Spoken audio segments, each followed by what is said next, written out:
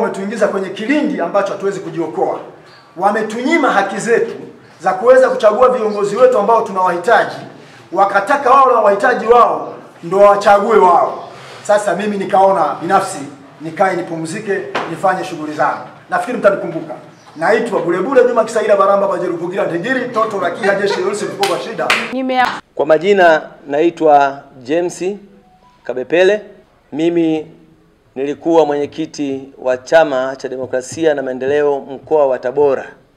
Mpaka hivi ninavyozungumza, maana yake nimejivua uongozi wa mkoa, lakini pia si mwanachama tena wa Chama cha Demokrasia na Maendeleo mpaka hapa ninapozungumza. Sababu za msingi ambazo leo hii tumekusudia kuambia wananchi wa mkoa wa Tabora, lakini pamoja na Watanzania wote ambao wanatusikia kwenye vyombo hivi vya habari, kwa nini tumeamua kujivua wanachama.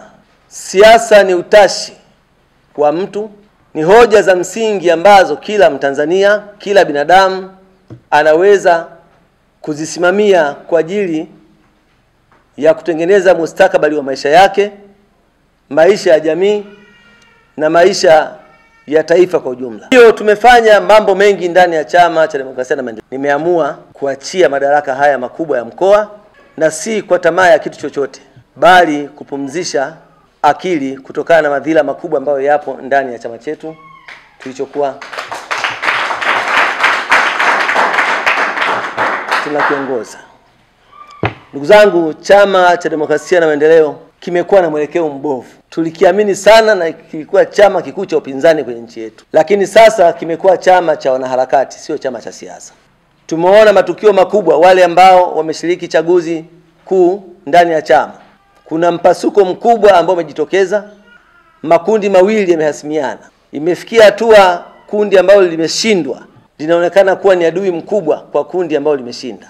Tafsiri yake, tumeshindwa kwenda pamoja, tumeshindwa kusimama ndani ya katiba, tunaendesha vita ndani ya chama, lakini adui yetu mkubwa tumemwacha anaendelea na utaratibu wake. Sisi ndani ya chama tunagombana kila siku.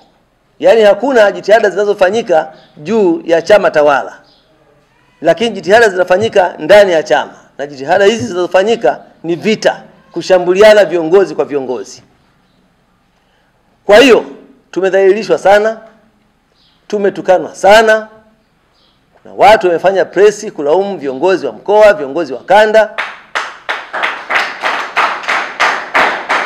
lakini wanachama wa kawaida, na tuna dhamira ya kisiasa kwamba tuitendee haki taifa letu na Watanzania, lakini kila unapoinua kichwa kinapondwa.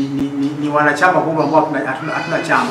Kwa hiyo direction ya kwamba tutagombea wapi, kama kila mtu anania kugombea hapa udiwani, ubunge na nini, tutakwenda kugombea, tutawaambieni baadaye. Hilo ni swala la muda tu mfupi. Amua kwa hiari yangu mwenyewe kujivua hiki cheo kutoka Chama cha Demokrasia na Maendeleo.